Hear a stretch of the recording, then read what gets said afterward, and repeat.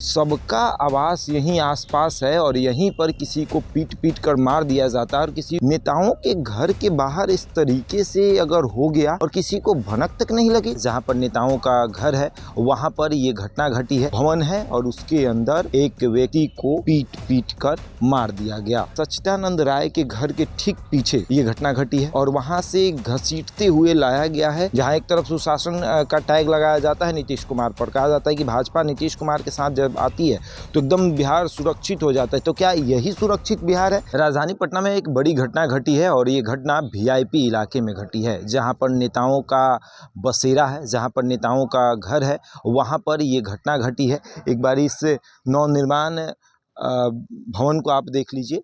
ये भवन किसी एमएलसी के लिए बन रहा है, जो कि किसी एमएलसी को दिया जाएगा। ये 20 नंबर मकान है। 15 नंबर जो मकान है वो भी अभी निर्माणाधीन है और 16 नंबर जो मकान है वो अगर आप देखिएगा तो वो जनक राम यानी भारतीय जनता पार्टी के जो एमएलसी हैं उन्हें मिला है। और ठीक उसके अगर आप इधर आइएगा तो इधर सौरभ कुमार जो है राजद के एमएलसी, उनका मकान है और उसके बगल में आपको जेडीयू के एमएलसी का मकान है। और ठीक अगर आप कैमरे के पीछे देखिएगा तो इधर आपको सच्चिदानंद राय का मकान दिखेगा, जो कि निर्दलीय एमएलसी बने थे, उसके बाद जनसुराज के साथ जुड़े हुए हैं। और उनके ठीक बगल में बस कुछ कदम की दूरी पर निर्माणाधीन एक भवन है और उसके अंदर एक व्यक्ति को पीट पीट कर मार दिया गया और उसके बाद उसको यहाँ पर लटका दिया गया।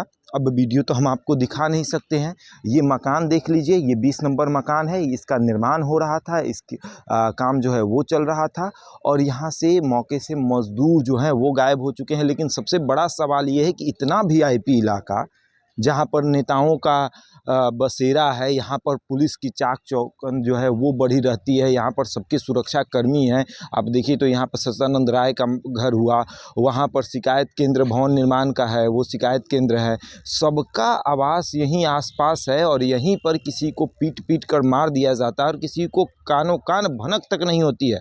सुबह ये मामला सामने आता है और अभी पुलिस जो है वो आई है, जांच कर रही है। लेकिन बड़ा सवाल ये है कि नेताओं के घर के बाहर इस तरीके से अगर हो गया और किसी को भनक तक नहीं लगी।